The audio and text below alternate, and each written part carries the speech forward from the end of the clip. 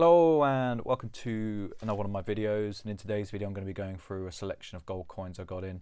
It was recently mentioned to me by one of my friends that I always show the same coins in the background and I said to him, I was like, yeah, there is an element of truth in that because of the type of operation I run where I'm constantly moving coins from one place to the other.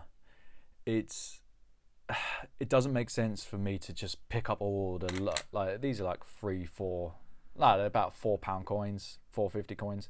It doesn't make sense for me to keep moving them, so I just leave them on the side, and hopefully, you know, I try and sell them. They get whittled down, and that's just it is what it is. Like stuff like this, I probably should have sold by now. That's just me being lazy. There shouldn't really be gold coins on the side. There is. This is the type of stuff I take to the lockup. It's where I've listed it, and I haven't finished it. You know. I haven't closed on the job, but these are old stuff. I'm going to put these to one side. So let's get into the coins. So there's a few bits in. I've got a bit of a story today, which involved me potentially landing myself in a lot of hot water.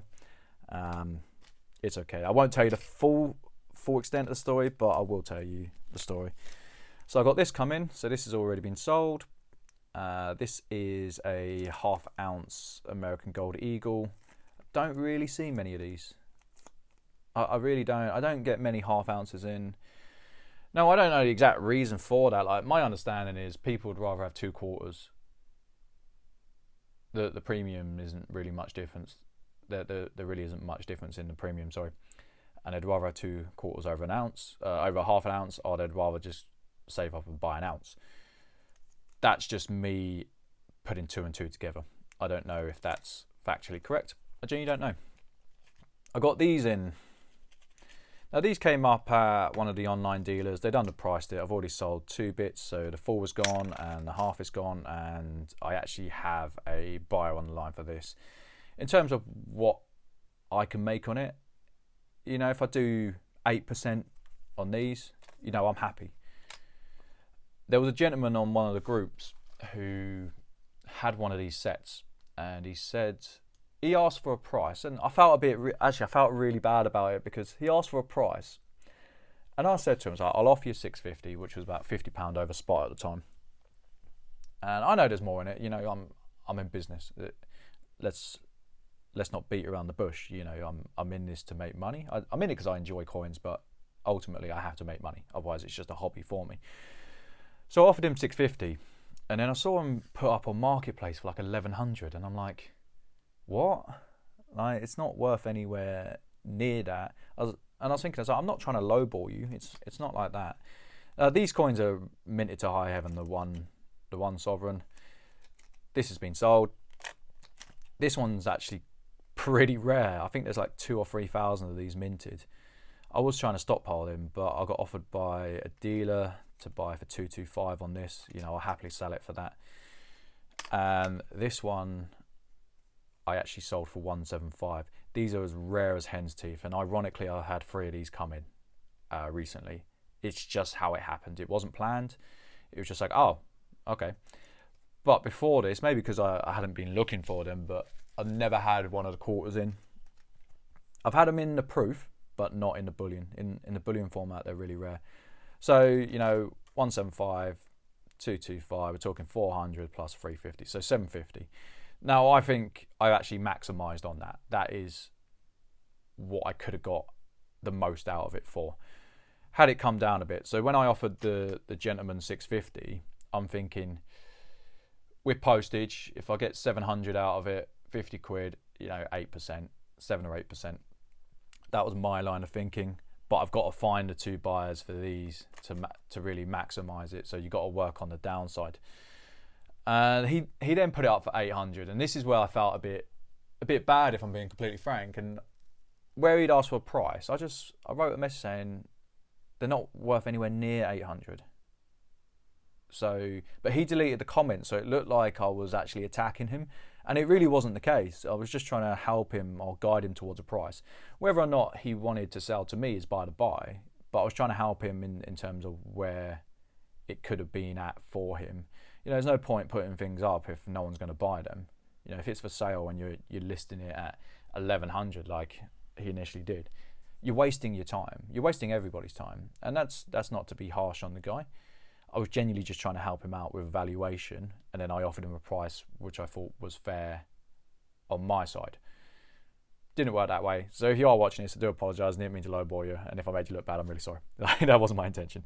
So that's these 3 coins. I then got this in, ironically. This came up on, again, come from the same dealer. Don't see many of these. This is a Proof Half Sovereign 2012. This is worth anywhere between 500 to 600. Is it going to grade a perfect 70? I don't know. I genuinely don't know. I think it has a chance.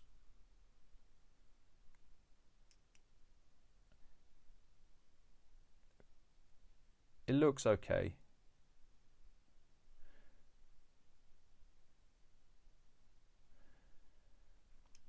I'm probably going to get 525 out of that, or that's what I'm going to aim to get out of that. If I do get that out of it, you know, I've made a day's wages. This is one of those jobs where I was in the right place at the right time. I thought it was really undervalued what they sold at. The prices kicked on a bit. You know, these used to be a £300-400 coin. The prices have just gone a bit crazy. Now let's talk about the last lot. So this is where I got in a bit of hot water about. I probably said some things I shouldn't have done, but sometimes the red mist gets hold of you. And I thought what I said was valid. I won't go into what I said. That's between me and my supplier. And that's okay. You know, it's not personal. At the end of the day, it is what it is. So these are the 1907 S's. These came in. So what happened when the gold price shot up? I agreed to buy something, which is fair enough. And then I messaged him a couple hours later and said, if it drops any more, I can't honour that. You're going to have to speak to the guy selling. Because we don't usually fix a price. We tend to fix it on the day. But I actually fixed it the day before. And it dropped and dropped and dropped and dropped. Like, I'm massively underwater on these. And that's kind of okay. Like, in the end, he said something. And I said, look, I will pay you what I agreed. I'll take that on the chin. But I've got to have a say. You know, I've got to say what's on my mind, because, you know, there's a few things that's kind of gone in the background, and it's just one of those things. I'm not slating a gentleman. We're both businessmen, and we have a mutually beneficial business model. Just on this occasion, I think he copped it because I was in a really bad mood over something that I felt was avoidable, and it's okay. Like, these are nice coins. I'm not gonna turn and say, oh, they're rubbish. They're not. They are really nice coins. But currently I am sitting at a loss on these. It's okay. I can put them back in the reserve. I sold a few bits from the reserve, a couple of ounces from the reserve. So really, I've just balanced it out. It's okay. It's one of those things. But yeah, red mist, what do? You know, when it happens, it happens. For me, I like to get off my chest. I don't think I said anything that was like career ending, but it was like, okay, you need to rein that in a bit, because you are a businessman, Sean. You can't go around saying some things because, you know, some people don't like it. These are really nice coins, but again, you know, I think I'm on the hook for 3, 4, 6 on these. It's not where I want to be. You might be saying, well, how are you going to get out of that, Sean? Well, it's very simple.